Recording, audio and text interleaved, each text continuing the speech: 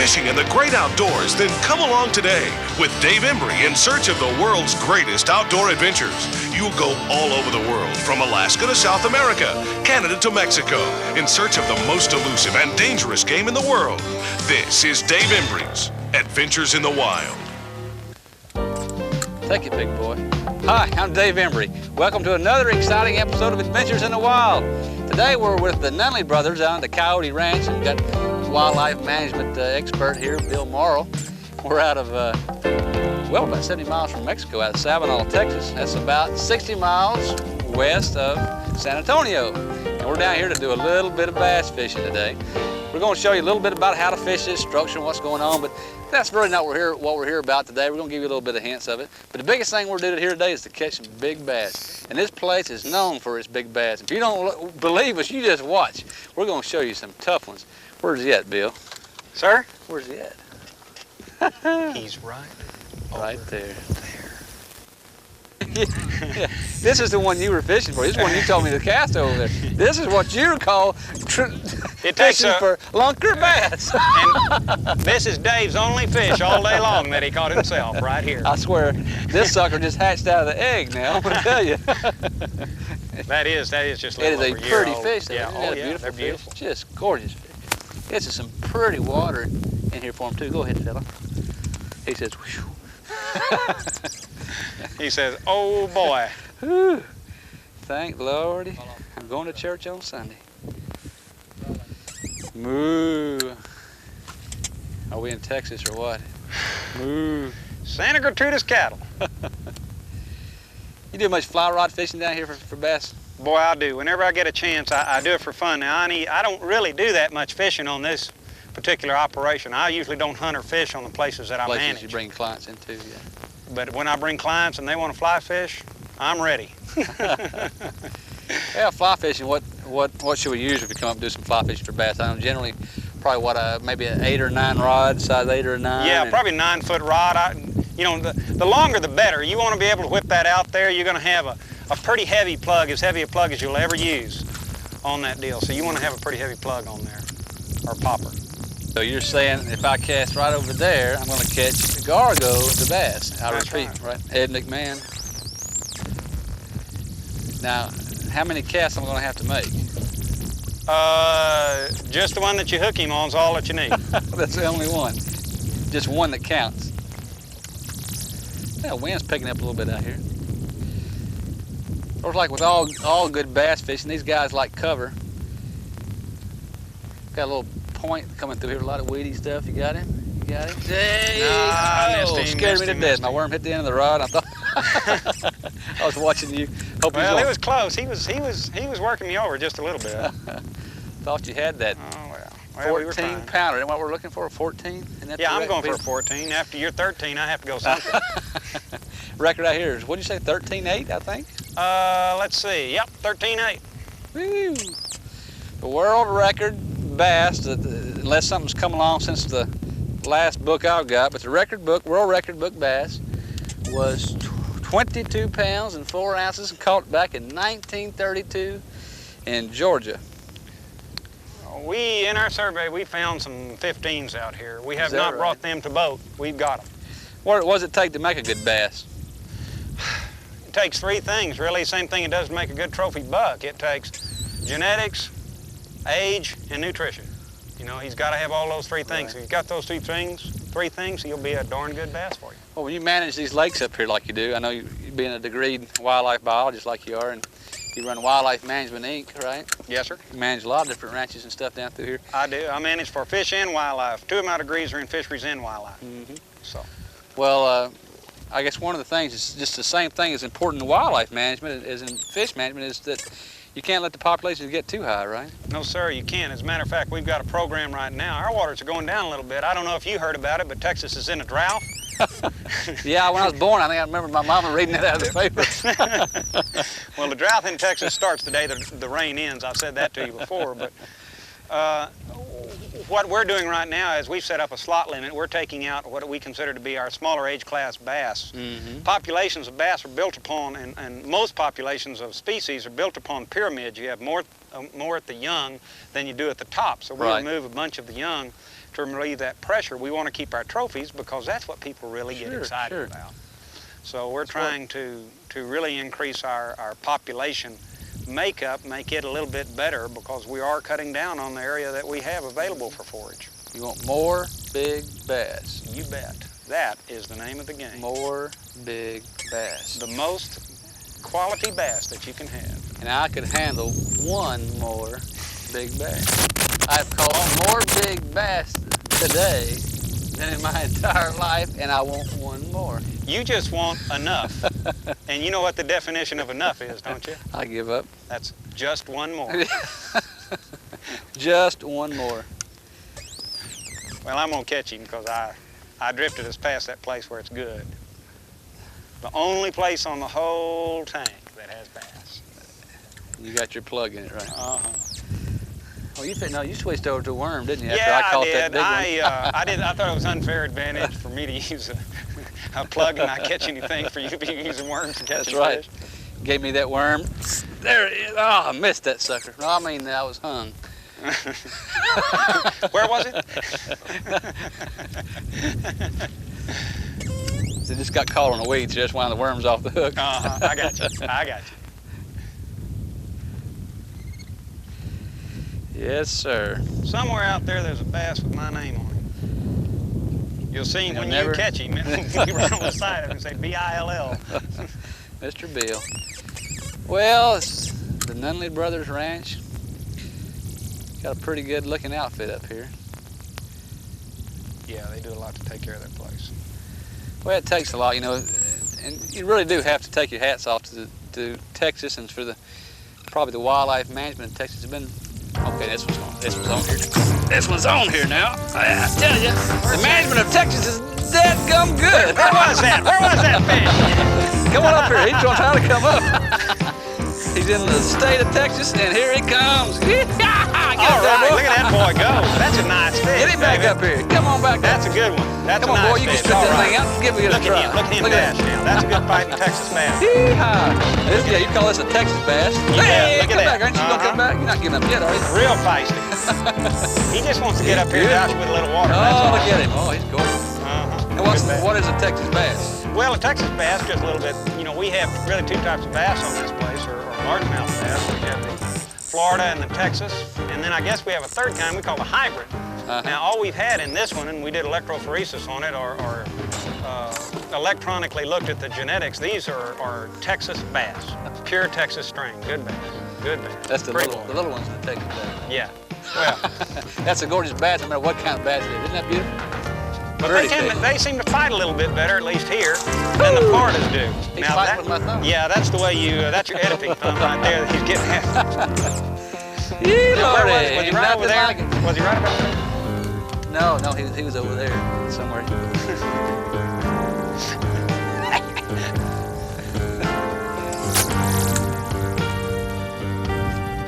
Yeah, I like to throw my worm down there, sometimes just let it sit there. Just give it a little bit of jiggle every once in a while. You know, you'd be surprised about how that happens. That's called jigging, and we do that quite a bit here very successfully. If I didn't have this bird nest wrapped around this particular reel, which I borrowed. Yeah, that's what always happens, isn't it? Well, you heard the story about the old guy who was catching all the fish down at the local pond. Had to go right past the game warden's house every day to get down to this pond that he fished at. Every day he would come back in the evening and have his big old stringer full of fish draped over his shoulder. And the game warden came out there one day and says, "John Henry," says, "how in the world are you catching all those fish?" He said, "I've been out here and I've fished this pond for years and years. I never caught fish like that." John Henry never was a man of very many words. And he looked at the game warden and says, "You want to go with me tomorrow?" He says, "Yeah, you mind?" He says, "Be here at 6. So he leaves. Next morning, the game warden proudly got his rod and reels and his tackle boxes, and he's standing there by the road waiting for the old Roy to show up. And old Roy shows up, sure enough, 6 o'clock in the morning. Game warden looks at him and says, "You ready to go?" He says, "Yep, come on." So they go on down there to get the boat off the bank, and they load their stuff all up, putting all the tackle boxes and rod and reels of the game wardens in there, and get out there in the lake, and the old game warden's rigging up his line and getting ready to go, and looks over at old Roy and says, "Well, Roy, where's your fishing pole at?" And old Roy just opens the box up, grabs a stick of dynamite, lights it, throws it in the pond.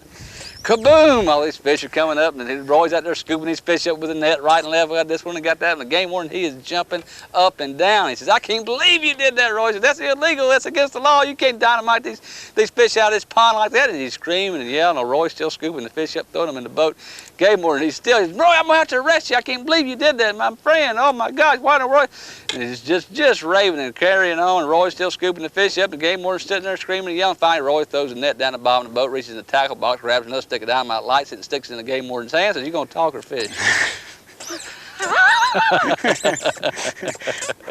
I wonder what part of the country Roy's from. That's that DuPont spinner country. Oh, there he is! I knew it! I knew it! Look at I him. knew it! I knew it! Get the backlash, I'll get the fish. He was straight down under the boat. Come on, Mind me, Lord. Oh, look at another one of these hogs. I tell you, I'm getting to the point where what's this little puny thing doing on here? That's bait. We save him for live bait. Oh, Look Lord. at him. Boy, I got him hooked good, too. Look at him. Get Oh, out that's of another female. Jeez. She's all right. Get loose, get loose. Come on, baby, turn loose. Yeah, you got him? You got him? No. There you go. You have any smallmouth bass in this area at all? No smallmouth here. We've got some stripers in this tank. Get Is up that to right? about hybrid stripers. Yeah, they don't breed. They get up to about 12 pounds. They're nice. Woo, what a nice fish. Look at that fish. That's a nice, what, 4 or 5 pounder? Oh, yes, sir. I go That's, 5. Ooh, that's a good Yeah, fish. he's a nice fish. Good one. We have to put Nice him back. fish. Yeah, well. And that's beautiful. Look at that. I was going to say, that's probably 4-year-old fish, 5-year-old fish, something like Put that. him back in the water. And for a minute, I want to show something to the people. A lot of times it's hard to determine really the difference between a largemouth. A lot of people probably wouldn't even know the difference if they caught them in some places, but of course by the size, of course you see the size of the mouth here. But if you look, also if you can come in on the camera, come in on the mouth here pretty tight, you see that the jawline will typically come back as far as the eyes or a little bit further, right? Sure. And the smallmouth, usually the jaw will come up a little further. And of course you got a continuation of the dorsal fins in the Right. one versus the other. And largemouth typically has a more row of stripes down the center here of his body, whereas the smallmouth might have them going in the opposite direction, up and down like that. That's a Nice beautiful fish. Go back, honey, grow up some more. By the standards of the Coyote Ranch, you don't make the boat. There you go. She ain't much, but she's all we got. That's it. Oh, fantastic. Let's do it some more. Let's just do it once, man. Okay. Nice fish. Yee! This is a what? A Texas bass? That's a Texas. Well, look at him fight, man. No, I'm Get serious. him, boy, get him. The Let's Texas go. There bass. he goes. The Texas subspecies of the northern bass. See Throw it that? up. Did you see them jump up and Yeah. just throw it right back at me? That's great. Yeehaw. That's great. That's right, fella. I'm going to go get your brother. That's what we We'll call get our you, buddy. rodeo bass. Your rodeo bass, all right. How you call it down here in Texas? Rodeo or rodeo? Rodeo. I Oh. think they call it rodeo in Oklahoma. In L.A.? This is great. This is what you call some good structure, my man. Yeah, we've got a real nice little drop-off right here. The fish seem to congregate right around it, and we just work them over. I never catch anything, but everybody else does. A little bit windy up here today. Just stay still.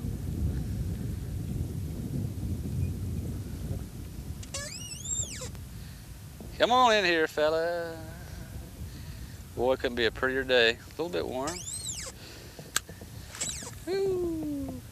These bass generally like, what, about 68, 72 degrees nationwide as a whole on the average. Yeah, you bet.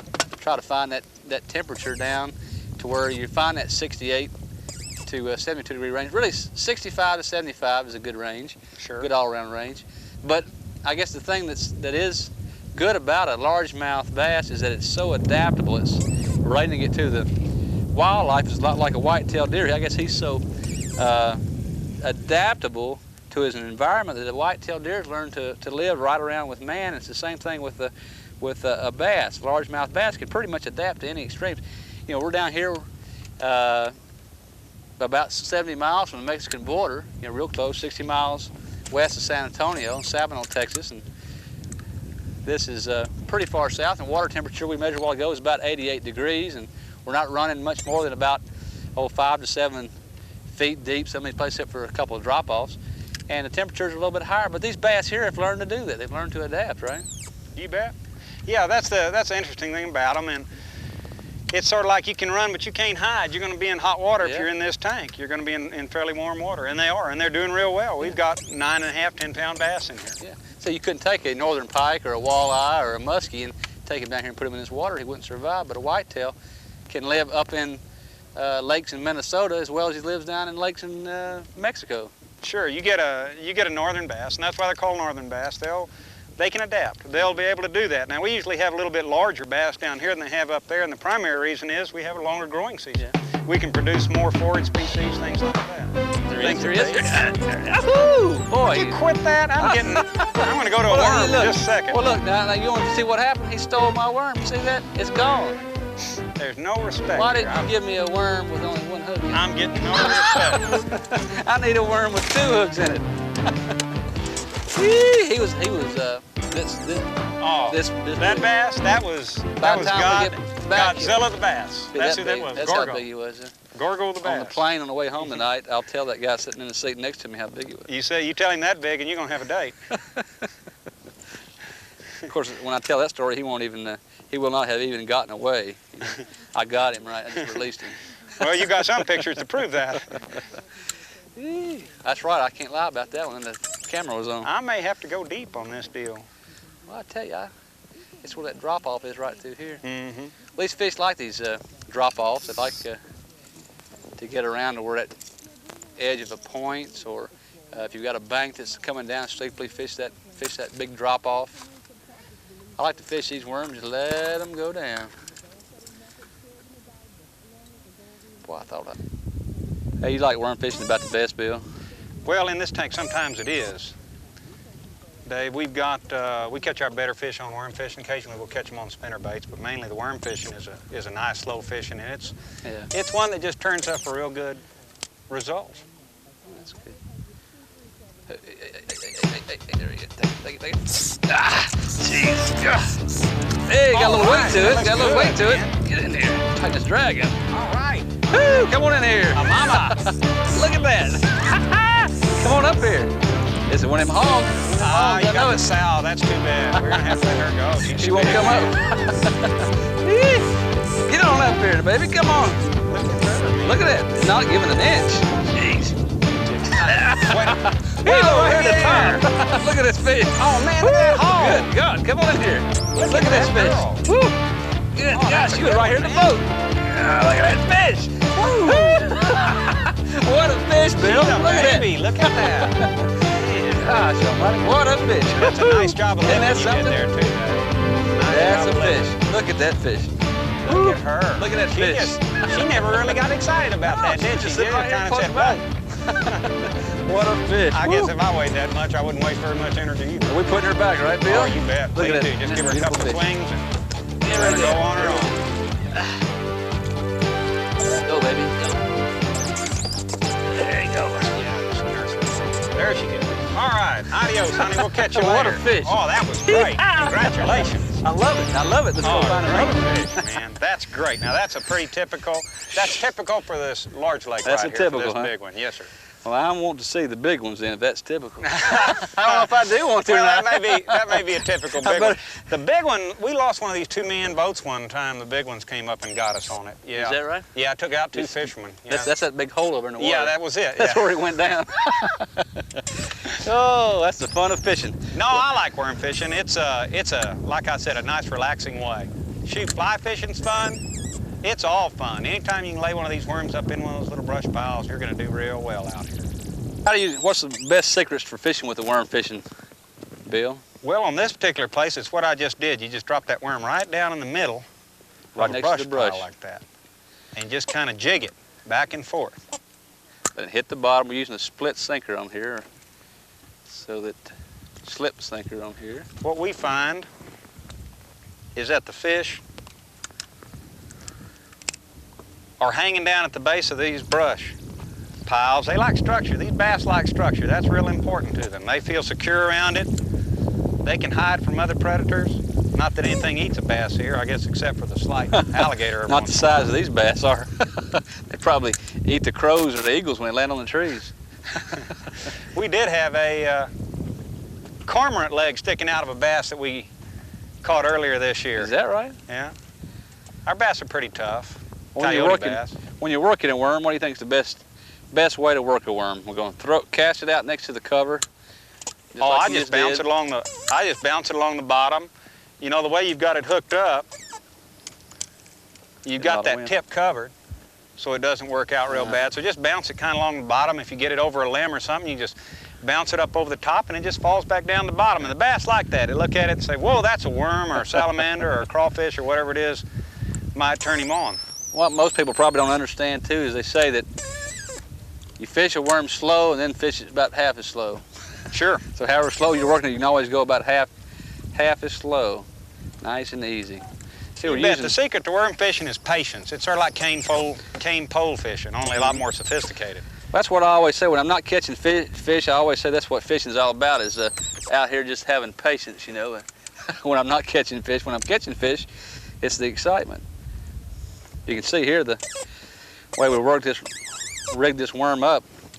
Got the slip sinker in between, and what that does is actually gives it lets the worm, the sinker will actually take the bottom and let the worm come along behind it. It can work up. The worm is more free to float up into the water and work itself around. Oftentimes what we'll do in here also, Dave, is we'll just free fish without a weight. We won't even use a weight. Down here in Texas, you guys call these tanks, right? Yes, sir. These are tanks. Stock ponds, small lakes, whatever you want to call them. Not the kind we use in Germany. No, not the kind we have in Germany. See, watch this worm working the water here. How you drop him in, just work him along. That green tip on him really works along good. Oh yeah. We use a tequila-colored worm out here pretty well. Those particular worms are sort of dark blue or black with a yellow tail. They work real well. We use purple worms. Yeah. All those different colors seem to work well. To tell you the truth, I'm not an aficionado of different color on worms. There he is. Yeah. What a guy. Get in on here. Come on here, mama. Hey, give me a little fight here, honey. Get out here. Take off. Take off. I ain't seen him. You see him? No, come back up. Hey, come on up here. Well, you know, we have catfish I sort of like catfish too. I've never seen a catfish fight like this. Look at that. How do you keep doing that? Where's yours at? Come on back up here. Come on up here. Jump up. There's some big fish in this tank, Bill. Yes, sir. Yes, sir. We got some. There it is. There it is. Looky there. What a fish. Nice fish. Isn't that nice gorgeous? Bass. It's good. What, 4.5, 5 pounder? Yes, sir. He's a good one.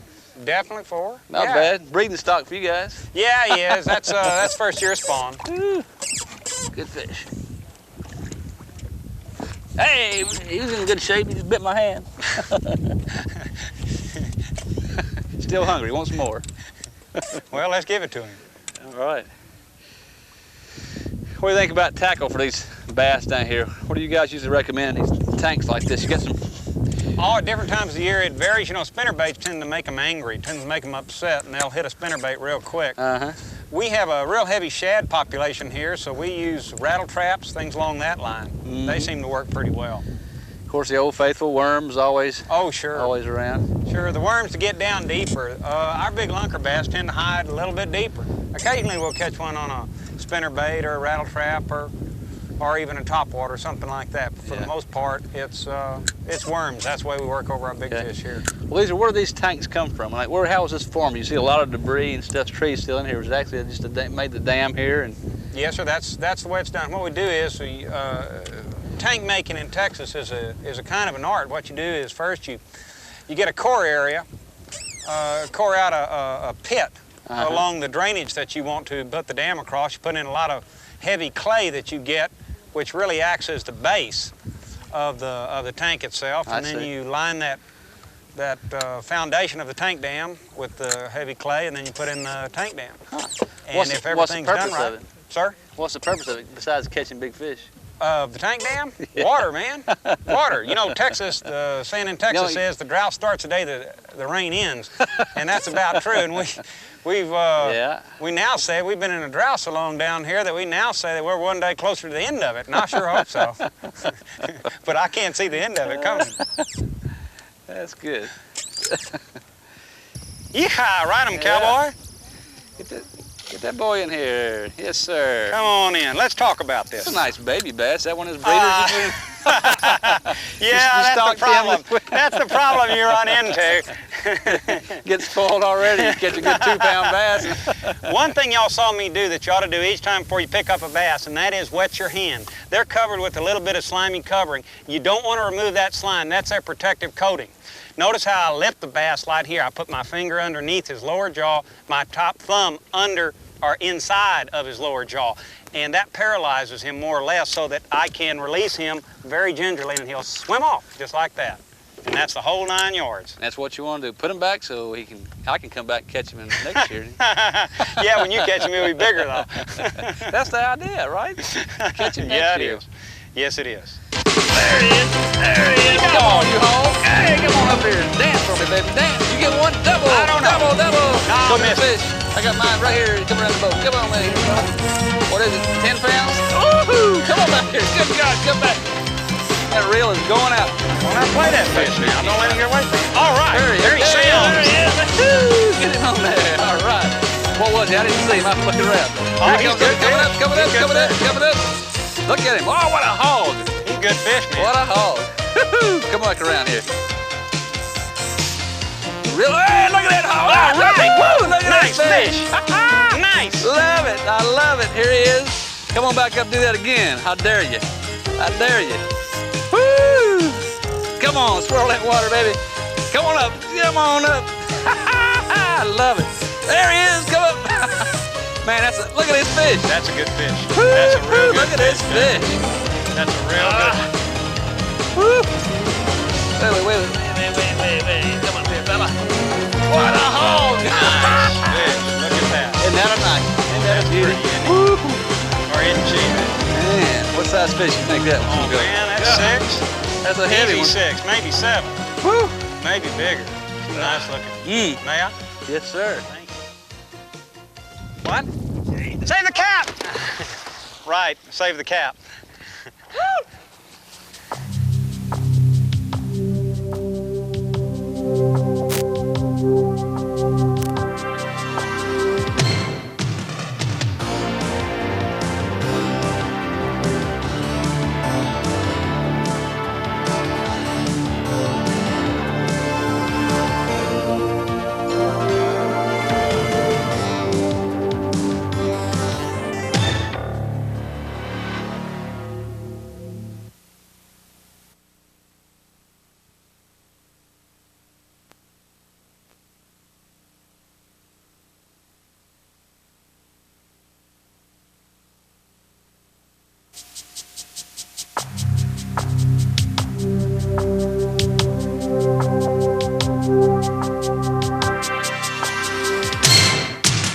like hunting, fishing, and the great outdoors, then come along today with Dave Embry in search of the world's greatest outdoor adventures. You'll go all over the world, from Alaska to South America, Canada to Mexico, in search of the most elusive and dangerous game in the world.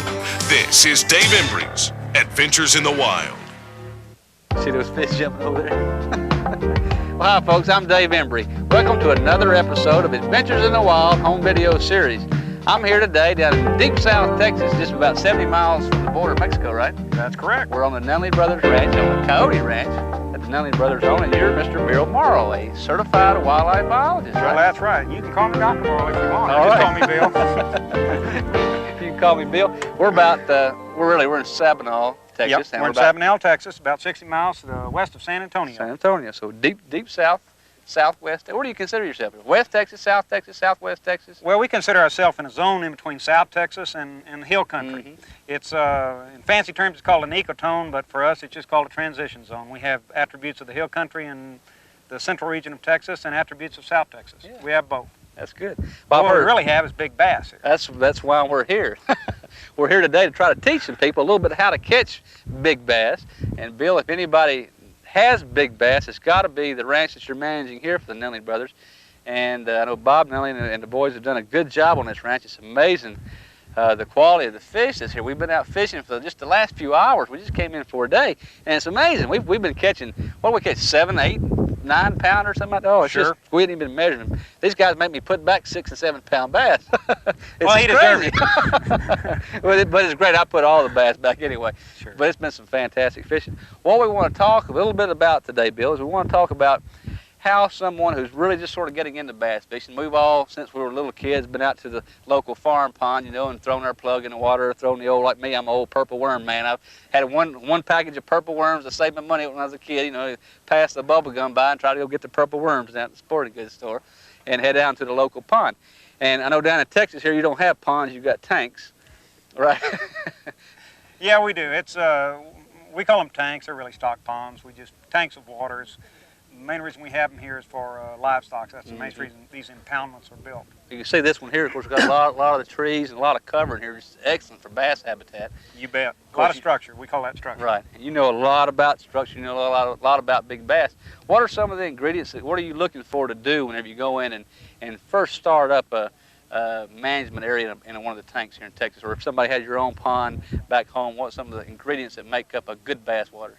Well, the main thing you want is a lot of variation in level in the stock pond. That helps a lot. You like structure within the stock pond, both from the standpoint of natural standing vegetation like we have, or you can maybe see here behind us, these different trees, but you're also looking for variations in level of the ground.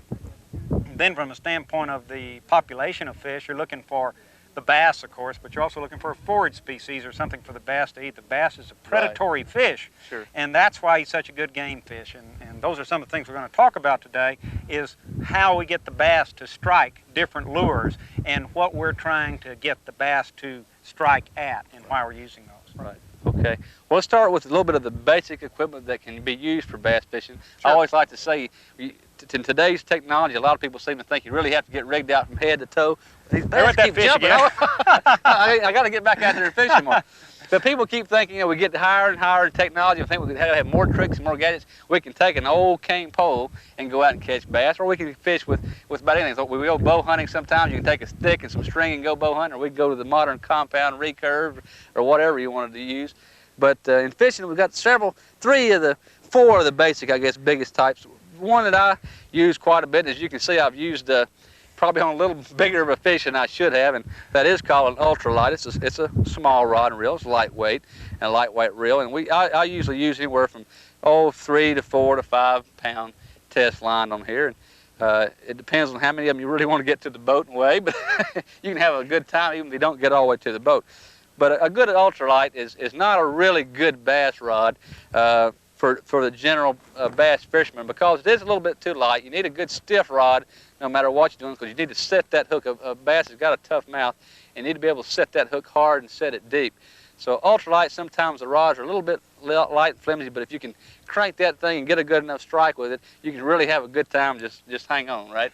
Yes, sir, that's right. You know, what you mentioned there, the weight of the line, what that means is the tensile strength, the ability of the line to withstand certain ability to pull it apart. So the way you compensate for that is you'll set the drag or the resistance of pulling that line off the reel to a certain level. When you set that drag, you have to set it fairly light on an ultralight, which means you have to use a lot of skill to keep the bass out of moss, from underneath logs, things like that, so he doesn't get hung up. But you really get a tremendous feel on the fish with this lighter weight stuff. Especially with the new graphite rods, so they just transmit every little bump. Yes, sir. Graphite, boron, any of the new compounds, you can really get a real good feel, and you get the feel of the fish with a lighter weight. That's what it's all about, right? Oh yeah, you bet. I fished up in Alaska on a lot of the rivers in Alaska, and we've used for the king salmon, which will run up to 80, 90 pounds sometimes. With the average is probably 45 to 50 pounds. Maybe that's not the average, maybe 35, 45 pounds. But of course, all the ones I caught were 95. Of course. Okay. Or 6. But well, you'd see people out there with deep sea surf rods. Yeah. Okay. And I guess the goal of these people is to get the fish on the bank. Okay. And that's really what it is, cranking it in. Whereas this is what I generally go out there and fish with in Alaska when I went for the king salmon with my old fly rod. Okay. Put some backup line on it. Put the reel on it. And boom, all you got to do is you got to yell fish line. You got to get everybody out of your way, because you're going to run up and down the riverbank following that fish. Sure, okay. you got to give a little bit when you use the fly rod. I know you're a pretty devout fly fisherman too. What about fly fishing for bass? I know people seem to relate fly rod and fly rodding mostly to trout fishing, and that's just not. I mean, you're just not getting the full use out of and potential out of a fly rod. Fly rod is fine for bass fishing, right? Oh, absolutely. I use it, as a matter of fact. I prefer to use a fly rod than anything else to bass fish with. It's a real rush, because you can usually, because the end of this rod is so flexible, you can usually really feel when the bass is on it. And usually, especially if you're using topwater type lures, you can see it. So you get this tremendous excitement of actually seeing the fish take the lure, you react, and then you can see the bend in the pole, you see where the line is, you see the fish dancing. It's just incredibly exciting. I like a fly rod very much. Fantastic. Now on fly lines, we're not going to go into an in-depth detail of fly fishing right now. We've got a video out called Fly Fishing Strategies, which will tell you a little bit about fly rodding and how to cast and get set up in the line and the terminology and so forth. But just briefly, for people who already know about fly rodding, what type of line do we generally want to use for bass fishing? What type of a leader do we want to use? And then we're going to talk a little bit later about fly fishing plugs that we'll use, or flies that we'll use out there in the water. I think I'd use about a 6-pound tippet if I was going after bass. That might be a little bit heavy, but if the bass aren't spooky like they are not out here at the Coyote Ranch, we keep our fishing pressure pretty low. Right. If the bass aren't real spooky, you can use a little bit heavier leader. Then I would go with, maybe a 6 or 7 weight line. You want a little bit heavier line so you can cast the bug out, because these popper bugs you use on bass are going to be a little bit heavier. Maybe a weight forward line too, even yes, sometimes sir, to help absolutely. you get it out there. Absolutely, and I'd also use about a 9-foot pole. That's what I would look for. Right, and about size, probably what, 8 or size 9 pole rod? Yes, sir. Okay, what would you recommend, Bill? Then, as far as the actual line, would you have to have a sinking line or a floating line? Man, I'm just partial to a floating line. I learned to fly fish up in the Northeast in New England on little old trout streams, and I'm hooked on floating line. Give me a floating line, man. Okay. That's my deal. Okay. So there's a lot of preference involved in that too. Some people say a little bit of a sinking line. It depends really too on how much brush you're in when you're actually fishing too. You know, of course, the more of a sinking lines you have, the more it's going to get down and around that stuff too. You bet. You bet. And usually you want to lay it on top. That's why I go to a fly rod. Now you sure can use a streamer or something like that, or something that you can strip along the bottom if you want. Okay, got the old bait casting rod, a reel that we always use too. That's a good reel to use. It's especially good for being able to control your cast a little bit better in tight situations. If you've got a lot of cover and structure to get around and cast up into, there's a lot of weeds and brush, and you've got to get up by that old stump. The open face of it, where you can use a little bit of thumb action, you can actually cast a reel, slow that dude down, and pop it right in where you want to. Whereas in a spinning reel, of course, fly rodding is left through your open water spaces. All right, you're not going to get into a big. You better have a little bit of room. But your spinning rod the same way. You don't have the braking control with your spinning rig that you do with a open face bait casting reel either. So now you mentioned something earlier to me too about kids, was very important too. Well, yeah, I think on the bait casting. The bait casting is used by people who have a little bit of experience with it also. Sure. It's not as easy as picking up some as practice, a spinning rod is. But then they have another bait casting reel they call a closed face casting reel. And I think that's a real good one to start kids out with. That's what I started out down on the coast. Yeah, every kid has. It's exactly, and you punch a button and hold it, you throw it out there. There you go. The line goes out and you reel it in. There's no backlashes and everything like that. Of course, there's a little bit of like the ones that you always get out there. I don't get backlashes. We're going to show this reel. This is not the reel I would suggest you get. As a matter of fact, this will never be seen by another human being unless the tank dries up by the time we're through with this. It's going to take the deep six in it. But back to the other one. On that closed face, it restricts the distance you can cast just a little bit. There's a little bit of restriction on it. Right. But it's a good kid's reel. If you want to get a kid a first reel, get him out. And the main thing is to get them out on the lakes. It's what we need today, is more people taking young kids out there. I said something wrong. Get them, whether it's a he or a her, get them. Right. One. Now here's Old Faithful. This is the one I typically use everywhere because I just like spinning rigs. I just always have. But this is a 6-foot rod. This is some of the new graphite rods, which is super light, also very super sensitive. There again, it's not as easy to control, but when you get as good as me, you just put it right where you want to every occasion. You don't have to worry about breaking. And if you believe that, we're not in Florida though. Okay. So anyway, so the basics, they got the new ones now, which are pretty good because this is what I like about it. Is you can take it right there, and you got bail opening, and you got your line and your finger right there. You can take the cast and rod and cast it. Now what is good about the good parts of the spinning reel for a bass is that for lighter plugs and lures, it's good because you've got a lot more of the whipping action of the rod. You got a longer, more limber rod, and you can use the action of the rod to get the lure out to where you want to go to. So for your lighter weight plugs or lures you want to, little small spinners and things like that, it's good to use this and get it out there. The disadvantage, again, is that it is not as good because it really isn't as accurate in the brushy areas. You've got to get up around that structure. That's where your bait casting reel comes in a little bit better too. But the general spinning rod, if you know how to use it and get a little bit of practice, it's fine for rod. It gives you a lot of good action because the rod is a little bit more limber. Remember too, when you use one of these, you have to set the hook quite a bit harder than you would with a good stiff bass rod that you have on a bait caster. But spinning reel, you have any comments on those two? Well, no, spinning reel is my choice of tools if I'm going to any type of what I call a bait casting thing other than a fly rod. I use a spinning reel. I like them a lot. I think you can get good enough to where you can cast into small areas with them. That one right there you just saw is probably the Cadillac of spinning reels. I've never seen anything quite like that one. That's a good one. But I use one. I like it very much. What's about the biggest bass you've taken out of your tanks up here? 13.8 out of the big tank. Out of this tank, I don't believe we've caught anything over about 9.5. This is primarily Texas bass in here. This is what we call bull tank. You'll see some footage on another tape of that tank. We're not here to do a commercial, but I want to tell you, I've never had fishing like I've had here in a matter of hours. Normally, you go to a place, you'll hear about a 13.8, was it 13.8 bass, and you think that's the record here, but I'll guarantee you, pull them out 9 and 10 pounds every trip just about. It's just amazing. That kind of fishing does exist. It's not something that you dream of once in a lifetime. It's here. And we've done it. As you're seeing all along, we're showing you, hopefully during some of these segments while we're talking, we're giving you a little bit of action of some of the fishing that we did earlier in the day, just a matter of a few hours ago. I think the world record bass, unless somebody's broke it recently, was 22 pounds, 4 ounces. It was caught in Georgia in 1932. As of the date we made it, that's correct. That's a good fish. That's a heavy fish. That is a very heavy fish. I'm sorry. On the that is largemouth bass. Now, some people, if you're just getting started, it may confuse you. Some people may not even be able to tell the difference between a largemouth bass and a smallmouth bass.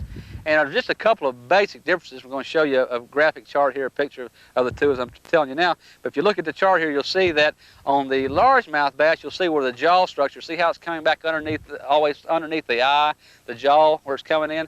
Now, if you look at the smallmouth, you see that the jaw comes back in quite a bit shorter than where that eye is at right there. And that's one of the main differences. Also, look up at the dorsal fins. And you see there on the dorsal, you'll see that on the largemouth, the dorsal fin is all one connected fin at the top, whereas your smallmouth, you see that little gap in between the two. That's a difference. And also to see the difference of the striping down the fish. The largemouth tends to have the stripe from the gill covers back down along to the back fin, whereas the smallmouth will have vertical stripes. Or actually, it's a combination of dots and patterns that makes it look like a stripe. So that's basically the difference between your smallmouth and your largemouth, just so you can recognize the two. Some of their fishing techniques for the two types of bass are generally about the same. A few of the major differences would be a largemouth bass will typically, it'll stand a little bit murkier or more discolored water as long as it's not polluted, whereas a smallmouth bass typically has to have some good, clean, fresh, clear water. But that's your biggest difference. Just gives you a little bit something to look for, so you know when you pull that big bass out of the water what it is, whether it's a largemouth or a smallmouth. What about some of the different types of plugs and lures that we can use for bass? Well, that's great. Let's just start out. We happen to have a few behind us right here. What about let's start at the beginning of the year, the spring of the year in most areas, and what we can do is bass is probably, the reason the bass is so widespread across America is probably because of its adaptability. It's like a white-tailed deer. It can survive and adapt to almost any situation. We've got a bunch of different subspecies of bass throughout the United States. Right. In Texas, I think we have 3 subspecies. On the coyote here, and a lot of South Texas, we really have 2. We have a Florida bass, which is an introduced bass, and we have the Texas bass. Mm-hmm. Texas bass tends to be a little bit smaller, usually below about 12 pounds, whereas the Floridas can go up to about 16. Mm-hmm. When you hybridize them, they can go up larger than that. So you're looking at a bunch of different species, but the distribution of the bass, as you know, is right. all over the United States. And the temperatures that they generally like, their favorite temperature, and we're speaking generically here now, Sure. United States-wise, on the average, is about 68 to 72 degrees. So if you're fishing water temperature in mainstream USA, look for that 68 to 72 degree range, and that's your prime spot to find these bass. Now, they'll live in temperatures from 65 to 75, or down here in extremely southern states, you'll find that they're even adapted to higher temperatures. We measured the water earlier, what was it, 86 degrees or 88 degrees? So, and they're thriving on it, and in shallow waters. Sure. But we're going to talk about the plugs here a little bit, and so I know it depends on the structure that we're fishing and the type of a lake, whether it's a deep water lake or a shallow water lake or a river or whatever. But in the spring, what are we looking for? In the early spring, you're going to be looking at the fish are going to be primarily hitting probably spinnerbait should be pretty good for you. Okay. Double leaf or anything that adds a lot of gloss to them. You won't find a lot of topwater stuff coming on because the bugs haven't hatched yet. So you need to match whatever you think the bass's primary food are. You can also go to worms during that amount of time and usually get down where the big lunkers are. Okay. Generally, in a deep water lake, the bass will typically go down into deeper waters. But generally, the deeper waters are not finding the forage and the food and so forth to give the habitat to find the food that they're looking for. So what happens, they have to migrate almost in schools. They'll come back up, usually in the evenings and early mornings, and they'll come back up into the shallower areas looking for bait fish and so forth to feed them. Sure. So that's the time to hit them in the shallow waters, morning and evenings, even though they're primarily living down in that water temperature range of 68 to 72 in general in most places. And you can find a bunch of different written materials if you just want to research it, that bass will seek out zones within a lake and they will stay in those zones. Right. And we don't have the time to go through that right now. Find the zones, you'll find the fish. They like fish. Temperature is very, very important to fish. What about some of the different types of worms that you're using? Is there any particular preference? We've got all kinds here. We've got some water dogs here that you can see. Mr. Twister puts out some pretty nice. We've got some the old purple worms. Good worms.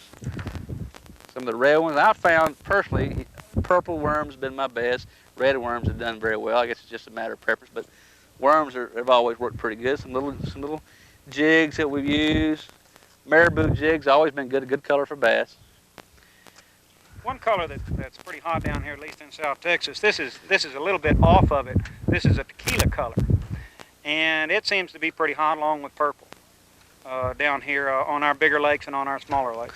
Now worming, probably of course one of the easiest lures is a spinning reel. Sure. Spinning, what am I saying? Spinnerbait. Spinnerbait. Dave, on topwater lures, we use a number of variations out here, but everything that goes along the top, what you're trying to do... Good popping plugs. Yes, sir. Popping plugs, that's what they are. What you're trying to do, and I've always theorized, is to attract the bass's attention. To get his attention. He hears something and he sees it. Now, there's two reasons that a bass strikes, we think. One is he's hungry, and the other is he doesn't like it. Bass are very, very aggressive species. Especially when they're nesting, spawning. Especially when they're nesting. But sometimes just by coming across with them something in their territory that they don't like, they'll get it and strike at it. Sure. Yeah. So you want to do something across the top that makes a little bit of noise. Okay. And this is a little bit of a diving lure. What you do with it, you jerk it once, it dives down, then floats back up to the top. This seems to kind of drive them nuts. Okay, so that just sort of drives them nuts then, huh, Bill? You bet. Let me mention one other thing. We usually try and match the color of this to the dragonflies in there because this is top water, and they're looking for the dragonfly to hit the top of the water. Always makes your bait natural. And well, anyway, thanks a lot, Bill. We appreciate it. Had a lot of good fishing here. We've got a lot of good strategies for everybody to learn. The thing about it, folks, is no matter where you live or how you fish or what you normally fish, get out there and do it. Go outdoors and fish. Go outdoors, hunt, and take your kids out to wherever it is. Get outdoors and enjoy the great outdoors. Dave Embry for Adventures in the Wild. See you next time around. It's getting late. Let's go catch the rest of them out here. I'm taking this one right here. You grab a worm and let's go. I'm out here. There he is. There he is. There he is. Come on, you hog. Hey, come on up here. Dance for me, baby. Dance. Did you get one? Double. I don't know. Double. No, I missed. Fish. I got mine right here. Come around the boat. Come on in here, fella. What is it? 10 pounds? Woohoo! Come on back here. Good gosh, come back. That reel is going out. Well, now play that fish now. Don't let him get away from it. All right. There he is. There he is. There he is. Woo! Get him on there. All right. What was he? I didn't see him. I have to look around. Oh, here he comes. Coming up. Coming up. Look at him. Oh, what a hog. He's a good fish, man. What a hog. Come on around here. Hey, look at that hog. All right. Woo, look at Nice that fish. Nice. Love it. I love it. Here he is. Come on back up. Do that again. How dare you. How dare you. Woo. Come on. Swirl that water, baby. Come on up. Come on up. I love it. There he is. Come up. Man, look at this fish. That's a good fish. Woo, That's a real look good at this fish. That's a real good Woo. Wait. Come on here, fella. What a hog. nice fish. Look at that. Isn't that a nice? Isn't that a That's beauty? pretty, isn't it? Woo. Or isn't she, actually? Man. man, what size fish you think that one's Oh gonna go? man, that's 6. That's a heavy Easy one. 6, maybe 7. Woo! Maybe bigger. Nice looking. May I? Yes, sir. Thank you. Got him. Hey, it keeps fish on your line. Yeah, oddly enough. Get him in here, son. Let's see what he is. Come on, it could be a bass. What is the It could be a bass. bass? I believe it is. It is a bass. It is a bass. It is a bass. Let's see what do you know? Yeehaw, right on, cowboy. That boy in here. Yes, sir. Come on in. Let's talk about this. Nice baby bass. That one is breeders. Yeah, stock that's the problem. him. That's the problem you run into. Get spoiled already. You catch a good 2-pound bass. One thing y'all saw me do that you ought to do each time before you pick up a bass, and that is wet your hand. They're covered with a little bit of slimy covering. You don't want to remove that slime. That's their protective coating. Notice how I lift the bass right here. I put my finger underneath his lower jaw, my top thumb under or inside of his lower jaw, and that paralyzes him more or less so that I can release him very gingerly and he'll swim off just like that. And that's the whole 9 yards. That's what you want to do. Put him back so I can come back and catch him in next year. Yeah, when you catch him, he'll be bigger though. That's the idea, right? Catch him next year. It is. Yes, it is. Well, this is pretty good bank fishing. That's what you need these boats for, so we can sit on the bank. Yeah, I like the banks. This is about the only bank in Texas that hadn't failed.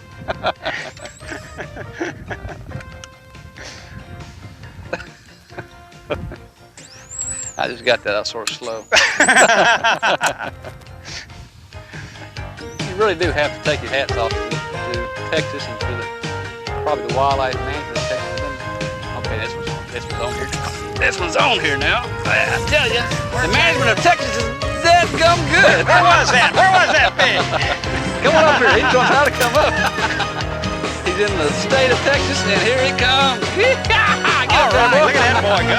That's a nice fish. Get him back up here. Come on back. That's a good one. That's Come on, a nice boy. You can fish. spit that All thing out and give it a Look try. at him. Look at him. That's a good fighting Texas bass. Yeehaw. Yeah, you call this a Texas bass. You bet. Hey, Look come at back. that. Aren't you going to come back? You're not getting up yet, are you? Real feisty. He just wants to get up here and put a little water. Oh, look at him. Oh, he's gorgeous. Uh-huh. And what is a Texas bass? Well, a Texas bass, just a little bit, you know, we have really 2 types of bass on this place, or largemouth bass. We have the Florida and the Texas, and then I guess we have a 3rd kind we call a hybrid. Now, all we've had in this one, and we did electrophoresis on it, or electronically looked at the genetics, these are Texas bass, pure Texas strain. Good bass, good bass. That's the little ones from Texas bass. Yeah, well. That's a gorgeous bass, no matter what kind of bass it is. Isn't that beautiful? But they seem to fight a little bit better, at least here, than the Floridas do. Now that's the way that's your head of big thumb right there that he's getting at. Lordy, Was he right over there? like it. Was he right about there? No, he's over there somewhere.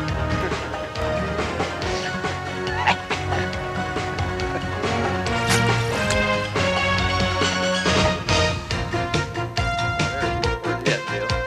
Sir? Where's he at? Right there.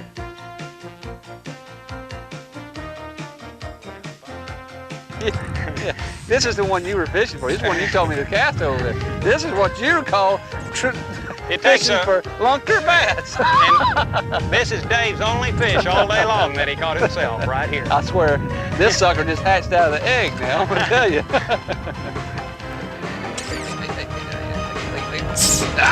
Jeez. Hey, got a little weight to it. That's Got a little weight good, to man. it. Get in here. Like a dragon. All right. Hey, come on in here. Mama. Look at that. Come on up here. This is one of them hogs. Oh, you got it, Sal. That's too bad. We're going to have to let her go. She won't come up. Get on up here, baby. Come on. Look at her, man. Look at that. It's not giving an inch. Wait. Whoa, right at the there. top. Look at this fish. Oh, man, look at that hole. Good God. Come on in here. Look at this fish. girl. Woo. Good God. She's right here to float. Yeah, look at that fish. Woo. What a fish, Bill. Look at Baby, look at that. Gosh, almighty. What a fish. Nice job of Isn't that lifting something? there, too, Dave. Nice That's job a of fish. lifting. Look at that fish. Look at her. Look at that fish. She never really got excited about that, did she? She kind of said, What a fish. I guess if I weighed that much, I wouldn't weigh very much energy. Are we putting her back, right, Bill? Oh, you bet.